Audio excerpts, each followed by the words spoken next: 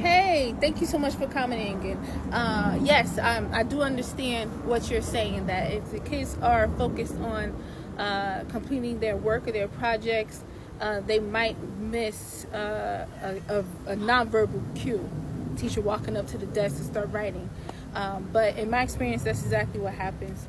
The students are working, but they're anticipating at the same time the next step. The routines and the structure are in place, so they are anticipating the next step, and they know they have a certain amount of time to finish their task, so they focus on it, and their pencils are flying, their eyes on their paper, and I always say eyes on your paper, pencil moving, because I don't want anybody looking around, talking, focused on anything else. And so super focused on the task because they have to finish it before the timer goes off, and when I'm ready to move on, and when I was in the classroom, if I'm moving on and there's the nonverbal cue, kids are getting ready, doing what they have to do. If some kids are not catching it and they have not stopped and gotten ready, the other students will alert them and remind them so that everybody is getting ready. So it's like creating a culture in the class of accountability, of high expectations, not just from me, but the students themselves develop the high expectations for themselves and their other students. This is so true. When I think about times when I've had to be absent from school, I have a substitute teacher come in. Substitute teacher will leave notes on my desk saying, please, if you ever need a substitute teacher again, please call me. This is my number, because I taught the students how to behave and what the procedure is and routines and everything when I'm absent. So basically the class ran itself. The substitute teacher didn't have to do much. The students know what's next. Students know how they're supposed to behave. The students know what their responsibilities are.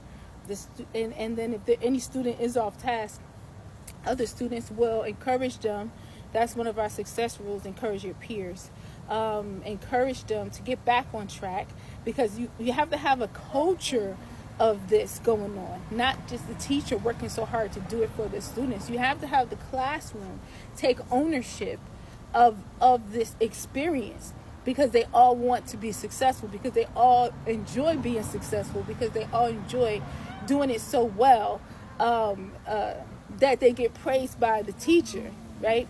And I love when I do. I'm like, okay, y'all, everybody write your name and date on the paper, and then the students have been here for a while. You're like, we already did it. I did it already. I did it before class, Miss Sharita. We already got it. You know what I mean? They just know already, and they love being prepared before the teacher has to tell them. They love getting their work done and doing more than you expected them to. If I tell them the minimum is 6 sentences for my elementary students in 8 minutes, if I tell them 6 sentences, and then that's before the timer goes off, and they're finishing, and then they're saying, Miss Sharita, I wrote 8 sentences. Miss Sharita, I wrote 10 sentences. You know what I mean? So, yeah, I understand that does sound like it's seems like a lot, and it seems like it would be difficult for kids to do, but it absolutely is possible for kids to pay attention so well and be invested in the flow and the structure of the classroom, that they're anticipating what the teacher is going to do, and they're going to be ready before you even have to tell them to. Okay, but thank you so much for your comment. I appreciate it.